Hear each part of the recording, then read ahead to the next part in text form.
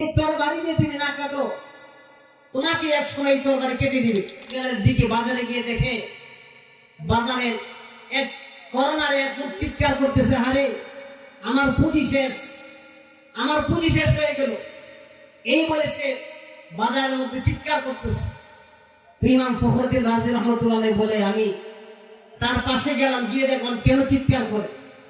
তো গিয়ে দেখি ওই লোক, যে ব্যক্তি চিৎকার করতেছিল আমার পুঁজি শেষ, হায় আমার পুঁজি শেষ, আমি কি করবো? তো ইমাম ফখরুদ্দিন রাজি বলেন, গিয়ে দেখি সেই লোকটা বরফের ব্যবসা করতো, বরফ, যে বরফ গলে যায় এই বরফের ব্যবসা করতো। জিজ্ঞাসা করলো, কি ব্যাপার, আপনি চেঁচামেচি করতেছেন কেন? আফসোস, হাই হুতাশের বন্যা বয়ে যাচ্ছে আপনার। বলে, আমি তো বরফের ব্যবসা করতাম, বরফগুলো গলে একদম পানি হয়ে গেছে, আমার পুঁজি তো শেষ হয়ে গেছে। তো ইমাম ফখরুদ্দিন রাজি রহমতুল্লাহ বলেন, মানুষের জীবনটা হলো বরফের মতো। আল্লাহ পাক রব্বুল আলামিন মানুষকে হায়াত দান করেছেন, জীবন দান করেছেন। এই সময়ের মাধ্যমে মানুষ আল্লাহ পাকের সন্তুষ্টি অর্জন করতে পারে, আল্লাহ পাকের নিয়ামত অর্জন করে আল্লাহ পাক রব্বুল আলামিনের খাস বান্দায় পরিণত হতে পারে।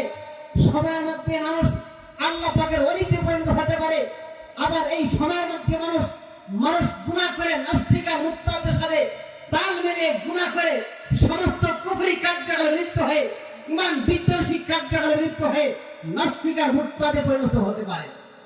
এজন্য এই সময়ের মধ্যে মানুষ আল্লাহ পাক রব্বুল আলামিন একজন মানুষকে কামে ওলি বানিয়ে দিতে পারেন, আর একজন মানুষকে একদম পথভ্রষ্ট হওয়ার জন্য, জাহান্নামী হওয়ার জন্য, মুরতাদ হওয়ার জন্য ইসলাম বিদ্বেষী কার্যকলাপ তার মাধ্যমে প্রকাশ করে তার জবান থেকে এমন কিছু কথা বের করে দিয়ে তাকে জাহান্নামের সর্বনিম্ন স্তরে পৌঁছায় দিতে পারে।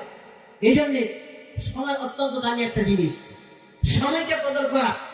জয়নাব ব্যক্তি বলেছিলেন, আল-ওয়াক্তু সাইফুন ইযা লাম ইয়াকতা কাতাআকা, বলে সময় হলো একটা তরবারি, যদি সেই তরবারি দিয়ে তুমি না কাটো, তোমাকে এক সময় তরবারি কেটে দিবে।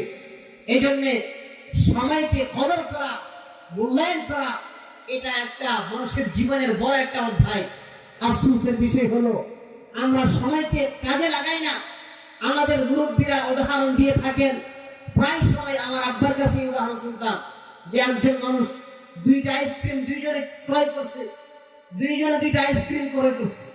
কিন্তু একজনটা আইসক্রিম মালাই, যেটা আমরাকে বলি আইসক্রিম, সে চেটে চেটে খাচ্ছে, আরেকজন আইসক্রিম ধরে রাখতেছে। তো যে আইসক্রিম চেটে চেটে সে খেয়ে এটাকে তৃপ্তি সহকারে আইসক্রিমটা খেয়ে তার শরীর ঠান্ডা হয়ে গেল। পক্ষান্তর আরেক ব্যক্তি আইসক্রিম কিনে সে খাইল না, এটাতে কোনো কাজও করলো না, এমনি ধরে রাখছে। তো যারটা খাইছে একটাও শেষ, যারটা ধরে রাখছে একটাও গলে শেষ হয়ে যায়। তাহলে বোঝা গেল, যদি উপকৃত হতে চাই ব্যবহার করতে হবে। সময় হলো বরফের মতো, সময় থেকে উপকৃত হতে হলে এটাকে কাজে লাগাইতে হবে। ঈমান এবং ইসলামের মাধ্যমে আল্লাহ তৈরি জান্নাতে যাওয়ার জন্য সর্বাত্মক চেষ্টা করতে হবে। এই জন্য আমাদেরকে সময়কে কাজে লাগাইতে হবে। আমরা সময়কে মনে করি আমার এটা আল্লাহ পাক দুনিয়ার জিন্দেগি দিয়েছেন, যেভাবে মনে চায় আমি পালন করব, বাধা দেওয়ার কে? আরে এমনটা নয়। আমার প্রত্যেকটা সময়ের, আমার প্রত্যেকটা সেকেন্ডের হিসাব আল্লাহ পাক রব্বুল আলামিন পুঙ্খানুপুঙ্খানু দেবেন। আল্লাহ পাক রব্বুল আলামিন বলেন, আল্লাহর কালাম, আল্লাহ পাক রব্বুল আলামিন বলেন, ওয়াল আসর ইন্নাল ইনসানা লাফি খুসর। আল্লাহ পাক রব্বুল আলামিন বলে, গোটা পৃথিবীর মানুষ প্রত্যেকে ক্ষতিগ্রস্তের মধ্যে আছে। আল্লাহ পাক রব্বুল আলামিন আসরের সময়ের শপথ করে বলতেছেন, গোটা পৃথিবীর প্রত্যেকটা মানুষ তারা ক্ষতিগ্রস্তের মধ্যে আছে।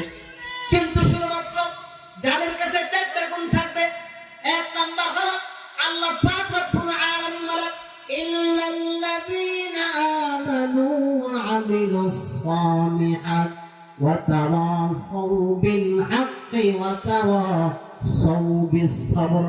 আল্লাহ পাক রব্বুল আলামিন বলেন, গোটা পৃথিবীর প্রত্যেকটা মানুষ ক্ষতিগ্রস্তের মধ্যে আছে, কিন্তু শুধুমাত্র যারা নাকি ঈমান আনবে, ঈমান আনার পরে আমলে সালেহ করবে, শুধু তাই না, এরপর মানুষকে দাওয়াত দিবে, শুধু তাই না, দাওয়াত দিতে গিয়ে বাধা বিপত্তির সম্মুখীন হবে, এরপর নির্যাতন আসবে, এইভাবে ইস্তিমরণ চালিয়ে দেওয়া হবে।